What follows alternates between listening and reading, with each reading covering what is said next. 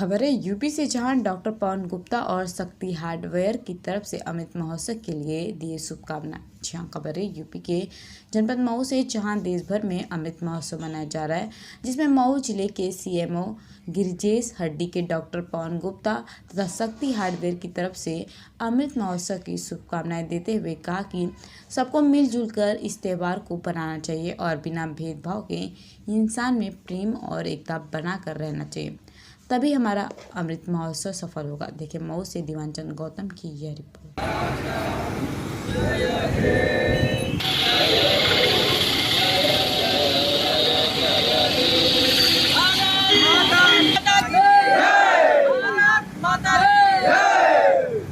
वंदे मातरम, वंदे मातरम, वंदे मातरम।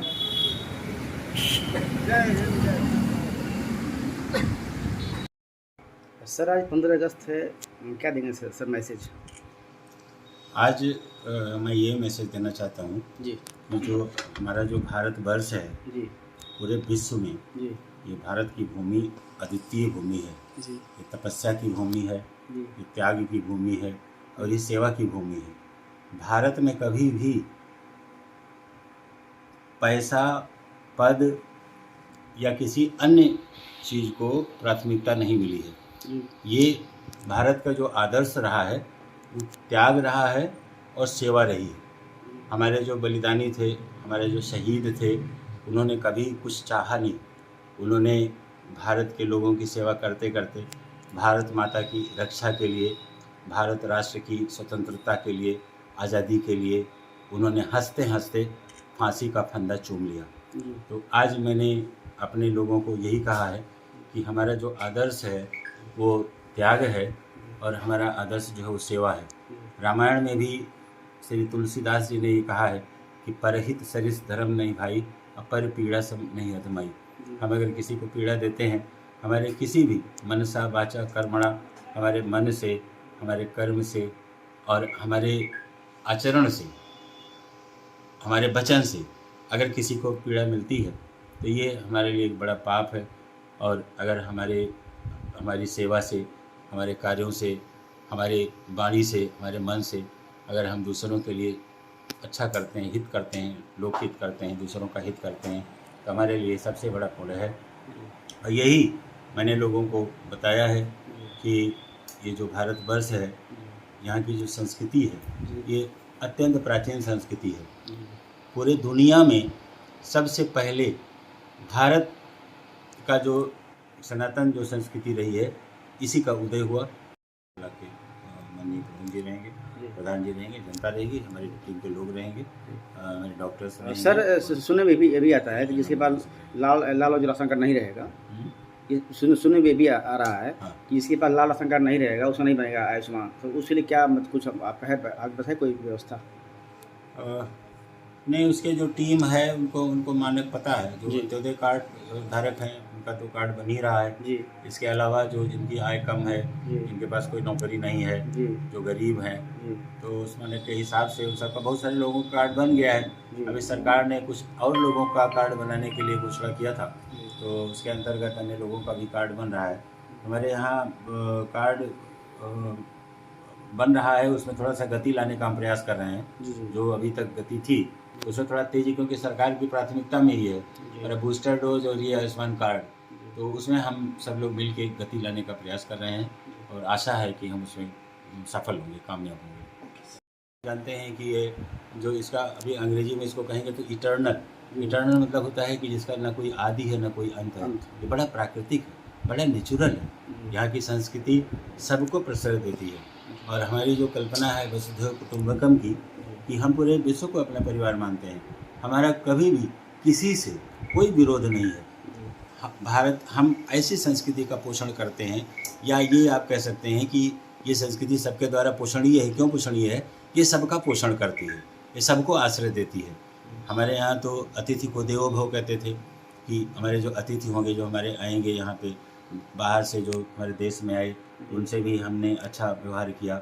और हमारे समाज में घरों में कोई अतिथि आते हैं तो समाज के लोग देखिए उनका बहुत अच्छा व्यवहार करते हैं। तो हमारा जो मुख्य कार्य है आज इस पूरी धरती की रक्षा करना है पूरे इस संस्कृति की रक्षा करना है और अपने देश में जो भी हमारे देश के संसाधन हैं, वो चाहे हमारे देश की नदियाँ हैं, चाहे हमारे देश की भूमि है, चाहे हमारे देश के जीव जंतु हैं, फॉरेस्ट हैं, हमारे देश के लोग हैं, हमें इनकी क्वालिटी में सुधार करना है, इनमें गुणवत्ता लाना है और इनको प्रश्रय देते हुए इनको एक तरह से जैसे कंजर्वेशन जो कहते हैं वो करना है। सबके लिए हमको काम करना है।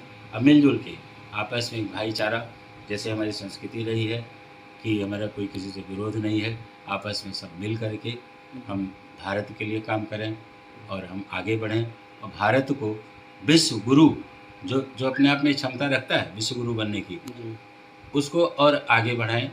तो इस तरह से हमारी यात्रा, हमने कई तिरंगा रैलियां निकाली हैं, हमने बहुत सारे क्षेत्र में ऐसे कार्यक्रम किए हैं जिसको घर घर तिरंगा कार्यक्रम कहते हैं।